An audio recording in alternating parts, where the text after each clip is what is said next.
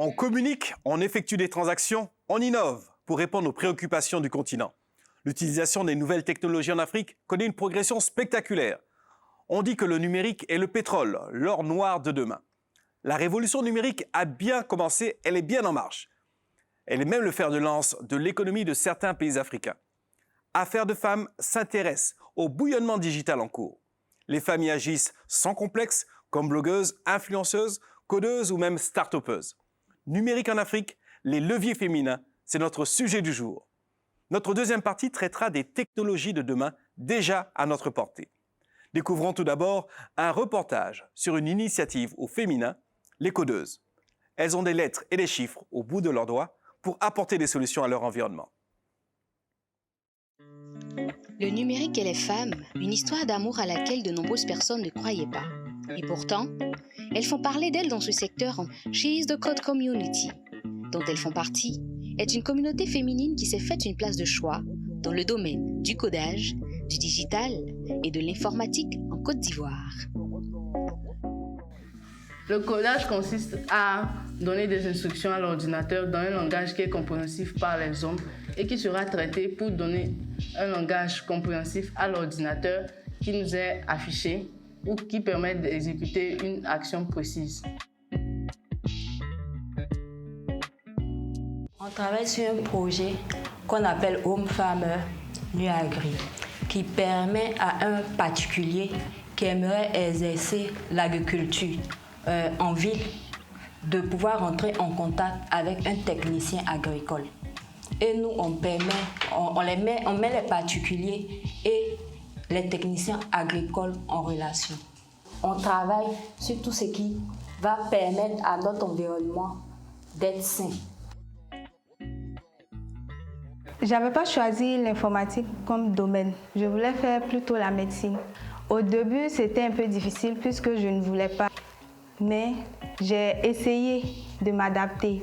J'ai essayé une année et Dieu merci, vraiment, j'ai aimé le domaine de l'informatique et du digital, tout ce qui est autour. Une armée d'Amazone du digital, prête pour les grands défis. Nous sommes heureux de vous avoir avec nous, Nena Wakama. Bonjour. Bonjour, monsieur. Merci d'être là. Vous êtes la cofondatrice de logiciels libres et de l'open source pour l'Afrique, directrice principale des politiques sur le World Wide Foundation. Également, très heureux de recevoir Fatim Silla. Comment allez-vous? Bien, merci. Bon, vous êtes blogueuse, rédactrice web, entrepreneur spécialisée dans le blogging, le code informatique et le digital management. Merci infiniment. Première question, on se pose comme ça et en participant à la modernisation de nos entreprises, de nos administrations, l'incidence économique des nouvelles technologies est chaque jour un peu plus palpable. Est-ce que vous pensez que le numérique est l'or noir de demain et le pétrole, comme on dit, de demain? Le pétrole, je ne pense pas. Pour une personne qui vient du Nigeria, qui habite en Côte d'Ivoire, le pétrole, c'est un has-been. C'est une source d'énergie qui est vers la sortie. Alors, le pétrole, l'or, c'est limité. On connaît la quantité. Et une fois que je prends un bout d'or, que je le mets sur mon anneau, ben, vous ne l'avez plus. Mais le numérique, une fois qu'on l'a, on peut multiplier à l'infini. À l'infini. Voilà. Donc, nous sommes face à une source qui est capable de nous amener à l'infini. Le numérique, il est plus que l'or noir. Il est plus que le pétrole. C'est vrai? Ouais, plus de valeur. Est-ce qu'on en a conscience de ça, Fatim? Oui, justement. Le numérique de nos jours prend de plus en plus de la place. Et d'ici quelques années, on ne pourra rien faire sans le numérique. On va obligatoirement passer Obligatoirement. par... Vous pensez que ça a bouleversé notre économie, ça a changé notre façon Oui. De nos jours, quand on le constate, même les systèmes bancaires, tout a changé. Effectivement. Aujourd'hui, même la façon d'acheter des trucs, généralement, on se rend au marché. Maintenant, en un clic, on se fait des transactions et tout. Et justement, ça a bouleversé nos économies. Et de quelle manière? De quelle manière? Moi, en tout cas, je ne me sépare pas de mon premier mari. Oui, on a eu du mal à vous le retirer. Hein? Ah oui. Lui, nous deux, c'est son pied, mon pied. On est ensemble. C'est lui que je dis bonjour quand je me réveille. Et la nuit, c'est avec lui je dors. Une relation très intime. En tant que femme, je fais tout avec le numérique. le temps est passé quand on devait dire non, c'est pas cette couleur de tissu que je veux. Ben, je fais une photo, je balance sur WhatsApp au styliste. Il me renvoie des styles. On en discute pendant que je suis aux États-Unis, pendant que je suis en France. Il me dit non, tu pars ici, tu m'achètes ceci. En tout cas, moi, le numérique, c'est moi. Je me présente comme Nena qui vient de l'Internet.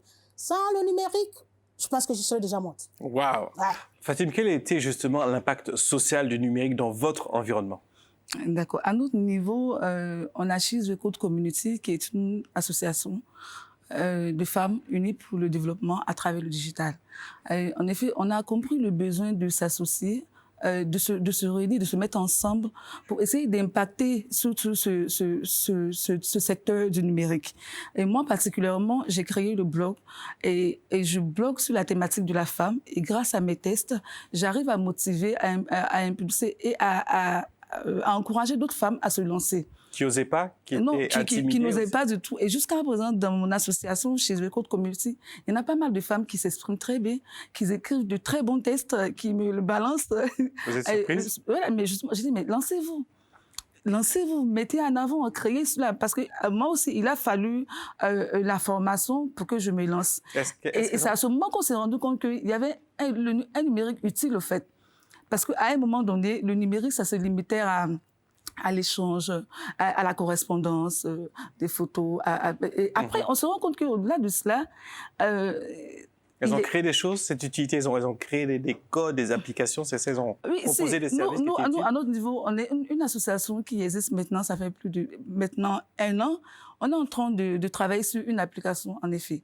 On a essayé de réunir les codeuses, celles qui développent. On a essayé de les réunir, de les mettre ensemble pour qu'elles créent une application, en fait. Et elles travaillent dessus en ce moment. C'est quoi cette application?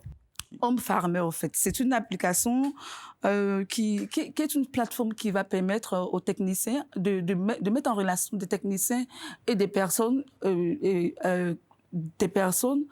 à qui ils vont apprendre à mettre en valeur leur espace. Vous pouvez avoir une villa, vous pouvez avoir de l'espace et vous ne savez pas quoi faire. Optimiser l'espace en mettant en relation. L'espace et même les cultures hors sol. Le but est de faire, comment on appelle ça, est de savoir exactement ce que nous consommons, ce qui se trouve dans nos assiettes. C'est de savoir cela, au fait. Et plus il est cultivé par lui-même, il est suivi par des techniciens, à ce moment-là, voilà. Il peut faire évoluer son environnement. On parle de e-santé, on parle de e-éducation, donc les spécialistes disent que l'Afrique a raté la révolution industrielle. Pensez-vous que le train du numérique est notre unique chance pour rattraper ce retard cumulé? Nena? Je ne sais pas. On ne doit pas juger l'Afrique avec la vitesse des autres continents. Chaque peuple a sa manière et a son histoire.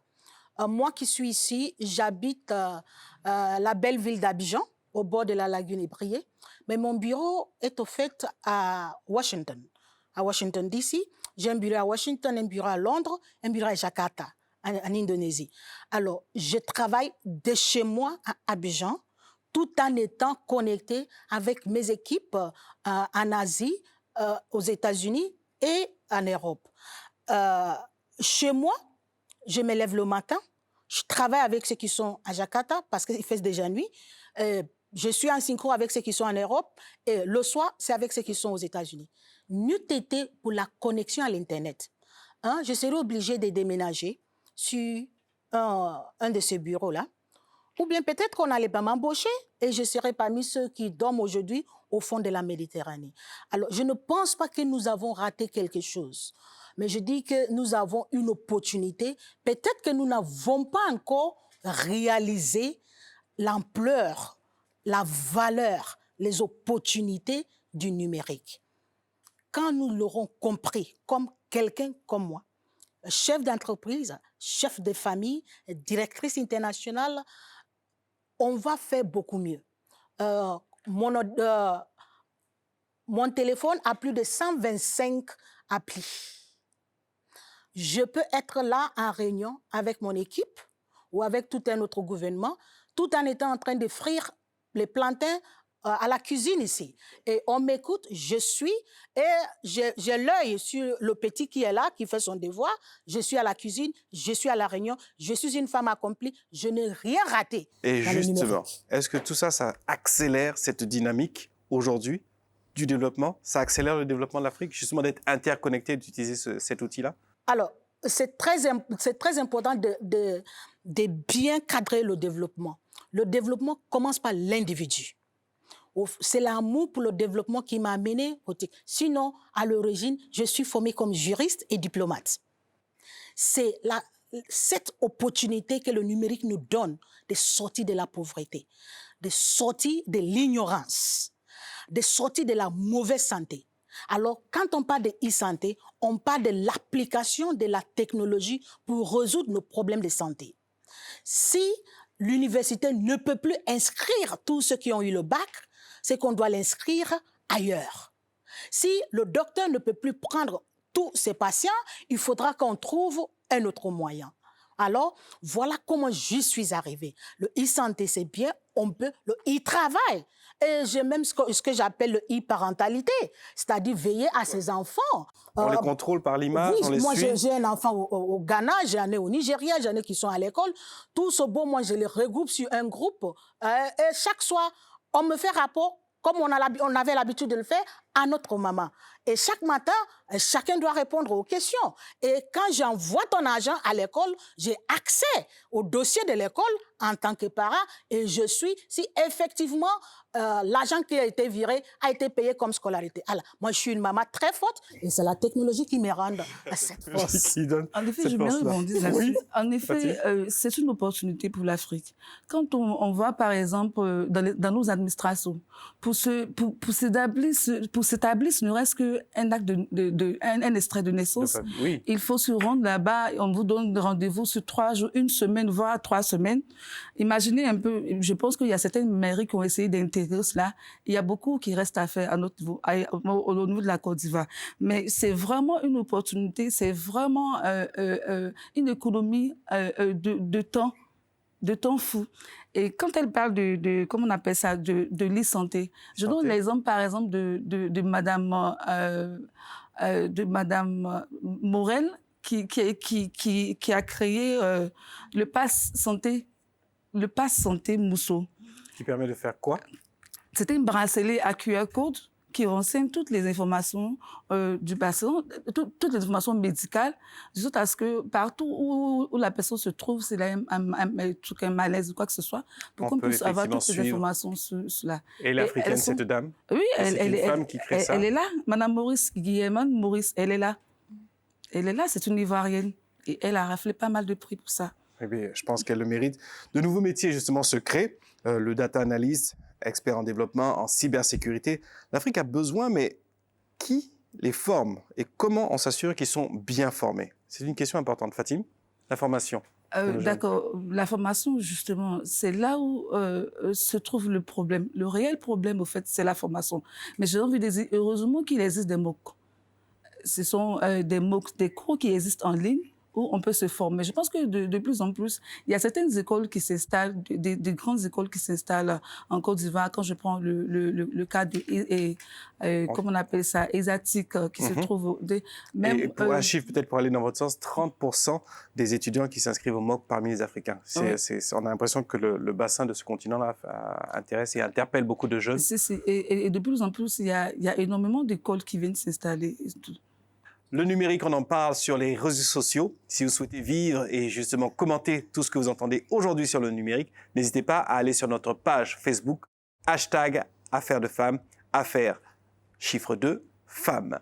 En tant que femme, vous croyez que les femmes exercent leur rôle politique et social citoyen suffisamment? Suffisamment, j'en doute bien, mais on voit beaucoup de femmes quand même sur les réseaux sociaux qui s'expriment. Parce qu'on a l'impression qu'elles se servent des nouvelles technologies dans un cadre social et personnel. Sur le terrain politique et citoyen, peut-être un peu moins. Non, je ne pense pas. Alors, je prends l'exemple d'une dame, une jeune dame, Bama Madia, qui est vraiment engagée, qui est très engagée, qui s'exprime sans autre identité. Elle, comme beaucoup d'autres femmes qui s'expriment librement, je ne sais pas d'où ces informations du fait qu'elle s'exprime que dans le cadre social. Qui est cette personne? Mamadja, oui. C'est une citoyenne qui lutte pour les droits des jeunes. Oui, des jeunes à une participation citoyenne qui lutte du fait que les jeunes partent à s'informer sur les actions de l'État, sur les budgets qu'on finance et tout le reste. Et vraiment, elle est très active. Et à ce niveau-là, elle fait un gros travail. Tout comme elle, il y en a pas mal de personnes qui sont sur les réseaux sociaux. Nous, par exemple, nous avons décidé de bloguer sur la thématique de la femme. Il y en a d'autres qui bloguent carrément en politique ou autre. Ça existe. Je ne pense pas que ce que vous dites ce soir, je ne sais pas d'où vous tenez cela. Peut-être Néma Mais c'est intéressant de vous entendre, justement. C'est peut-être des mauvaises perceptions, Néna. Si on voit les gens beaucoup plus sur la partie sociale, c'est parce que c'est la partie qui est plus accessible. Quand on va à la gouvernance, à la bataille économique, à l'accès aux finances, à l'entrepreneuriat, ça devient plus coriace et les barrières commencent à se poser devant les femmes. On m'a menacé en ligne. Vous pensez que... Donc, on va vous appeler... C'est les hommes qui vous menacent? Oui.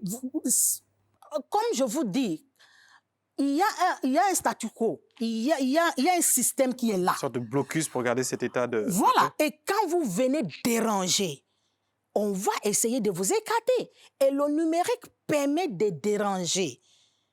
Je ne sais pas si vous me comprenez. Donc, ce numérique-là, qu'on dit va aider les femmes, il faudra mettre en tête que s'il y a 12 places à la table, qu'on dit venez à la table, ça veut dire qu'il y a une personne qui doit sauter pour que toi, femme, tu prennes la place. Et si tu m'écoutes, je te parle, personne ne va se lever pour toi. Il faut que tu fasses éjecter quelqu'un par ton travail, par ta capacité, par ton expertise, par l'acharnement. Parce que quand vous venez vous dire « je vais m'asseoir, je veux une place à la table », ça sort d'où? Donc il faut que vous venez, vous insistez. Prendre votre place. À force de les fatiguer, on va dire « bon, prenez une place, cédez-lui une place ». Donc il faut qu'on vous cède la place. Nina, dernière question, si vous permettez. Quelle est la valeur ajoutée des femmes qui travaillent dans le numérique? Et vous en faites partie, justement. C'est cette valeur de globalité, de mondialité, de l'extraterritorialité qu'on l'appelle. L'Internet au Bénin n'est pas différent de l'Internet aux États-Unis. Il n'est pas différent de l'Internet en Europe. Et nous qui avons vécu dans des situations difficiles, nous en Afrique qui savons survivre des guerres, de la faim, des manques, une fois que nous sommes mis à opportunité égale, vous allez voir qu'à opportunité égale, l'Africain est plus fort en plusieurs égards. Donc, c'est ce que j'apporte. Donnez-moi les mêmes opportunités que n'importe quelle autre personne sur la Terre. Et on va découvrir. Et qu'ils viennent, qu'on en fasse et qu'on se démontre. Et qu'on se démontre. Voilà. D'accord. Quand je prends l'exemple, nous, par exemple, les femmes, on a une grande capacité de patience quand même. On a de la rigueur.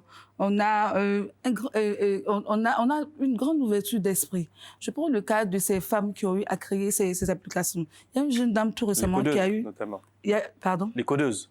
Non, même pas les codeuses. Il y a une jeune dame qui a eu à créer également une application qu'on appelle Imoso pour aider, par exemple, nos mamans qui ne savent pas forcément faire de la comptabilité et tout. C'est une application mise en place pour les aider, par exemple. Il y en a une autre qui a pensé aux femmes, justement.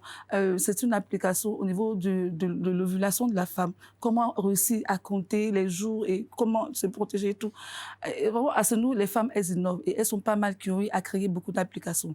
Et c'est comme je le dis, il y a des exemples, par exemple, comme Néma, qui est une figure emblématique des femmes dans ce domaine-là. Et Yéné Didi, et nous sommes en train de suivre les traces. Et vous aussi, on espère y arriver.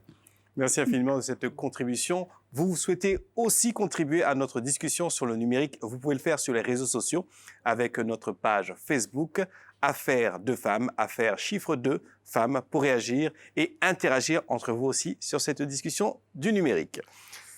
Princesse est avec nous. Quand elle a appris de quoi on parlait aujourd'hui, elle a, semble-t-il, beaucoup de choses à nous dire. N'est-ce pas, Princesse? J'ai toujours quelque chose à dire.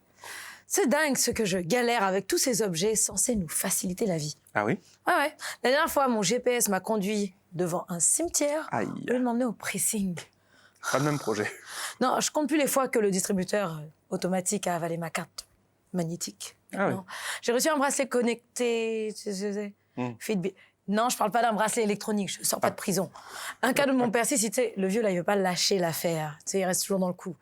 Le bracelet donc est censé me donner une foule d'informations en temps réel. Et alors?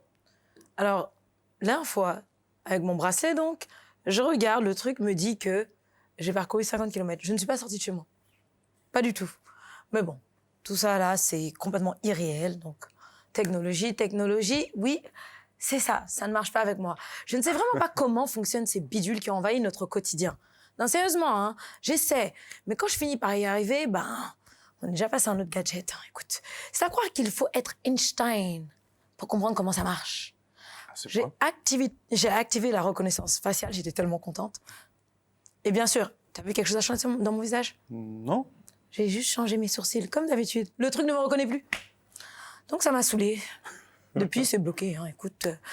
Et la fille à de la commande vocale, tu sais, l'autre, la Firi, Miri, Chiri, I don't know. Siri. Anyway, donc je lui demande d'appeler notre assistante de prod, Ouais. la lumière. Oui. Le truc m'appelle, allume la lumière dans toute la maison. I'm like, mais non, je veux pas la lumière allumée. Mais bon, c'est pas grave. J'ai installé récemment un nouveau système de vidéo. Encore une fois, tu connais mes aventures. Ouais. Ça s'arrête pas. Tu sais, le genre que tu peux regarder de ton téléphone. J'étais là, je vais espionner. Rien du tout. Là encore, je reçois que des alertes cambriolage. J'en ai marre. J'ai vite fait tout désinstaller. J'ai pris un gros chien, ça me va mieux. Franchement, j'ai testé pas mal d'objets connectés. Et je vais pas te mentir, j'ai complètement détesté. Une seule chose me va avec le système de surveillance. Tu sais quoi? Tu sais, je surveille la fille, là, ma babysitter, celle qui garde mon fils. Maintenant, je comprends pourquoi, finalement, les goûters, ils finissent beaucoup plus vite. Mais bon, c'est pas grave, you know. Anyway, je vais y aller. Je vais aller récupérer mon fils. Tu te reconnectes. Bon, merci Brassens. Rien du tout. Au revoir. La dernière partie de notre émission est justement consacrée aux technologies de demain. On en vante parfois les mérites, mais ces technologies ne sont pas sans inconvénients, n'est-ce pas, mesdames? Est-ce que vous avez quelques exemples de problèmes occasionnés par le numérique dans votre quotidien? Par exemple, vous qui êtes hyper connectés. La batterie, qu'est-ce qui... Alors, on en rencontre tous les jours. Il faut savoir que le numérique, c'est le produit de l'intelligence d'un être humain. Et l'erreur est humaine.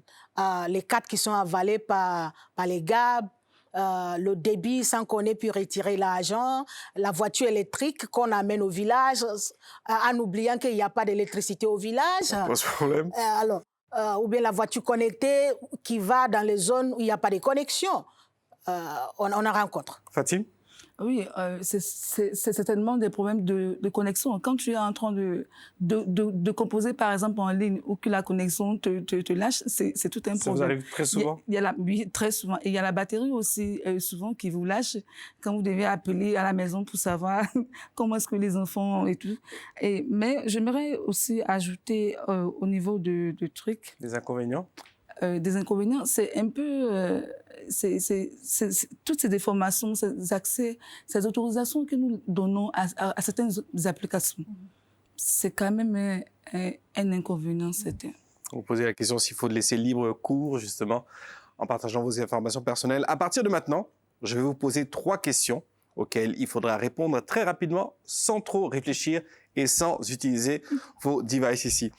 Big Data, quel type d'informations vous concernant ne souhaitez-vous pas justement voir consigné dans ces serveurs? Fatime? J'avoue que je n'en ai pas trop. Je n'ai quasiment pas grand-chose à cacher. Et je ne laisse les informations traîner que celles que je peux assumer. Est-ce que au niveau géolocalisation, ça ne vous dérange pas qu'on sache où vous vous trouvez? Pas du tout. Non? Je n'aime pas me géolocaliser. Je ne veux pas les données concernant tout ce que je décris comme intime. C'est-à-dire mon nom, mes enfants, mon argent, ça ne va pas en ligne de tout. Pour une dame qui est dans le numérique, ça doit être difficile. En tout cas, tant que c'est dans ma possibilité de le contrôler, ça n'ira pas en ligne. Mais justement, est-ce que vous seriez prête à transformer toute votre épargne en crypto-monnaie? Non, monsieur. Jamais? Jamais. Il il y a une sensation qui vient avec l'argent frais. J'aime l'odeur des billets.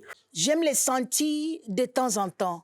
Oui, j'aime ça. Là, elle me rejoint. Moi, on m'appelle la spécialiste des billets neufs. J'aime tout ce qui est billets neufs. Et d'ailleurs, je les collectionne.